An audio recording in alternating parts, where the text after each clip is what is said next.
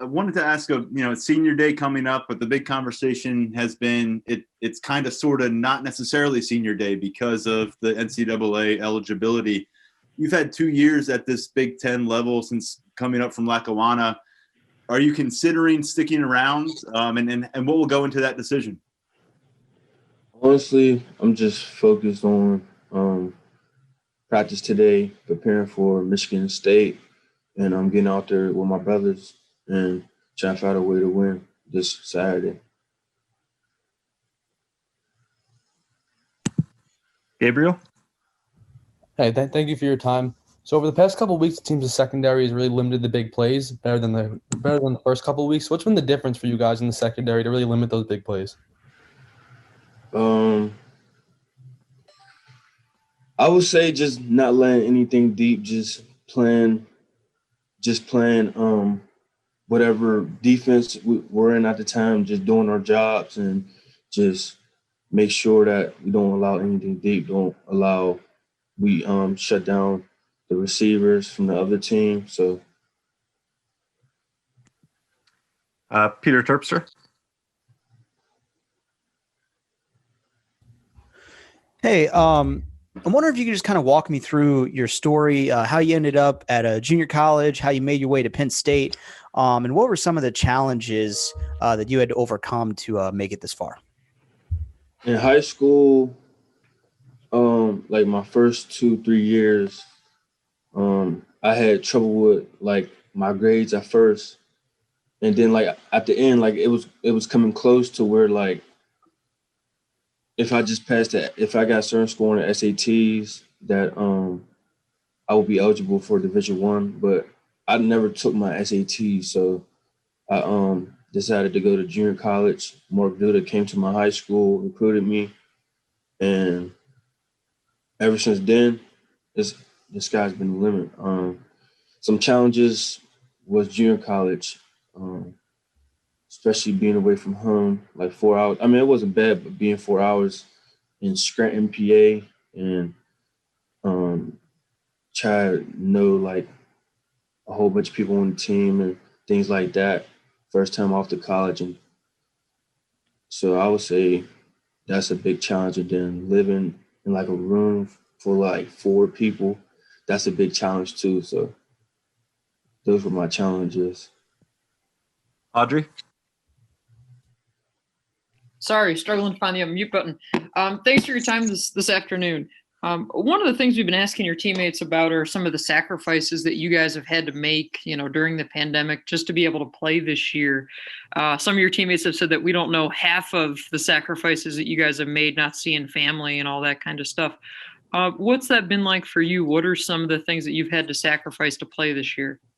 Honestly, the biggest one is family, of course. Not seeing my mom after the game or before the game, and like my uncle, my brothers, my sister. So not seeing family, and then obviously not seeing friends too. Like after the games, like just chilling after the game, and not going out as much, like just to like the restaurants or anything like that. So those are, I would say those. Donnie? Hey, Jaquan, are you happy with how you've been playing the last couple of weeks? I could be better. So no.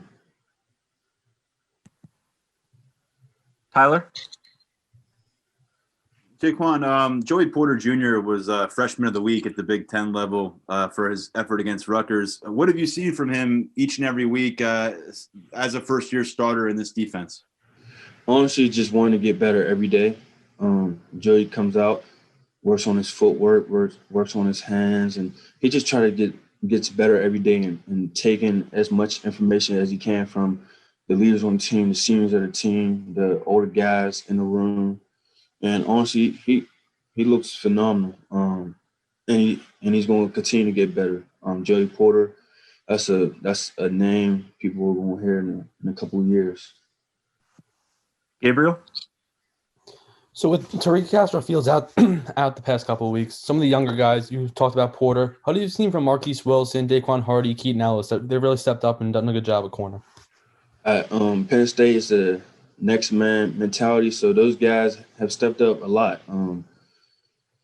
They came in. DeQuay Hardy, he's been having a great year to me. Marquise Wilson and those guys, they've been coming in, making plays, doing what the coaches ask, and that's it. Donnie? What kind of things do you think you can improve on? It seems like the last couple, the defensive player of the week thing this week, but it seems like the last couple of weeks you've been all over the field. What kind of things do you think you can improve on to get even better? Honestly, just a step closer to an interception. When it comes to those plays, just make my plays.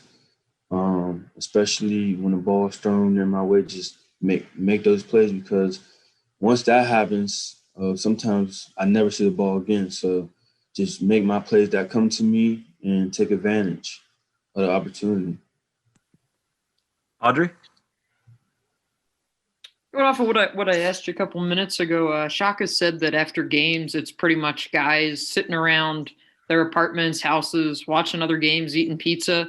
Like, is that how you celebrate wins now? Like, what do you do after that? I mean, how weird is that compared to, what you guys are used to?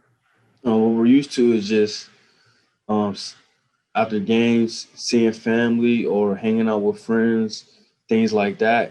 And this year, obviously, after a win, you just go back to your apartment and just sit in a room, watch film, play video games or something, or just rest nowadays, just to be safe. You have to be safe.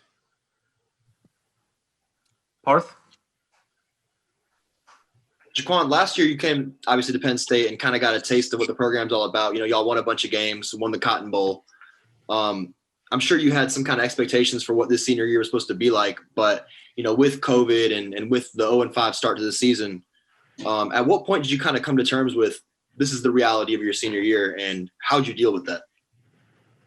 Honestly, I would say after the Maryland loss, or maybe after the Iowa loss, I had to realize, and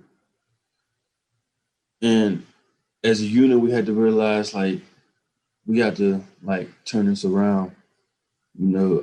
Last year, we weren't last year's team, so we had to figure out who we are. So I would say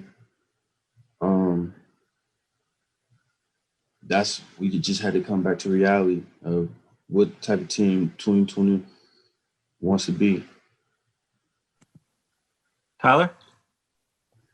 What's it been like spending another season with Jair? How have you helped him along making the same jump that you made last year? And what do you think his future looks like in the Penn State defensive backfield?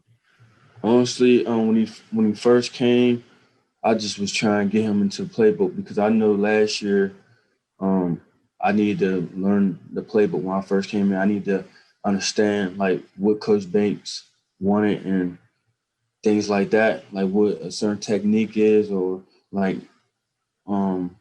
what's my job in the defense. So this year when he came, I just told him what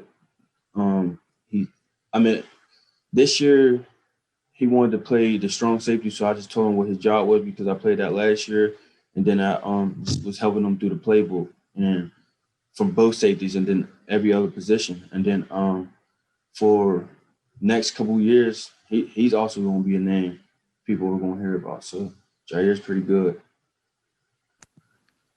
Donnie? Jaquan, how have you kind of settled into the newer position this year? And did you starting to feel comfortable in that role a little bit? I had to settle in just by learning everybody's job. But first I had to know my job. So once I knew my job, then the rest is easy. So I just gotta. So from there on, I just play within the framework and then let my instincts take over. Tyler? Sorry, I think I just left my hand up. Thank you very much for your time today, Jaquan. Thank you. Got time for Parth, go ahead.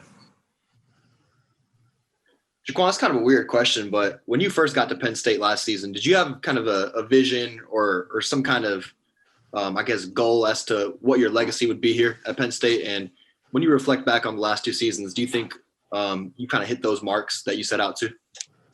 When I first came here, my vision was to step on Penn State's field in front of my family and like the fans and things like that. So that was my vision, to step on the field and to show like everybody back in my hometown that it's possible, anything's possible. So and I did that, and there's still some goals that I haven't reached yet, but honestly, just being a Nittany Lion is great. I'm thankful. We'll go 2 more questions. Donnie, then Audrey. Donnie, go ahead. Jaquan, do you still stay in touch with Coach Duda at all? And what has he kind of meant to you during your career? I still talk to Coach Duda to this day. We just texted probably like 2 days ago, but he's meant a lot to me. He took me in. He helped me do a lot. I could call him and ask him about anything. And, me and his relationship is very close. He always tells me the truth. And he always keeps it up front with me. Like if I'm playing bad, he'll tell me, and he'll tell me what I need to do. Or if I'm playing good, he'll say, you just got to continue to get better. So I just like how old school he is. And he's himself. So. Last question. Audrey, go ahead. Something we've asked your teammates as well is like, you've outlined kind of all the sacrifices you guys have had to make to play this year. I know getting an extra year of film was really important for a lot of you guys like yourself. Has it been worth it? Have all those sacrifices that you've made been worth it to be able to get that film, this year? Yes. I feel like just playing football, there's so many people that wants to be in our shoes. So it was definitely worth it. I mean, just playing out there on the field with my brothers, and it was definitely worth it. Just coming out here, just playing football.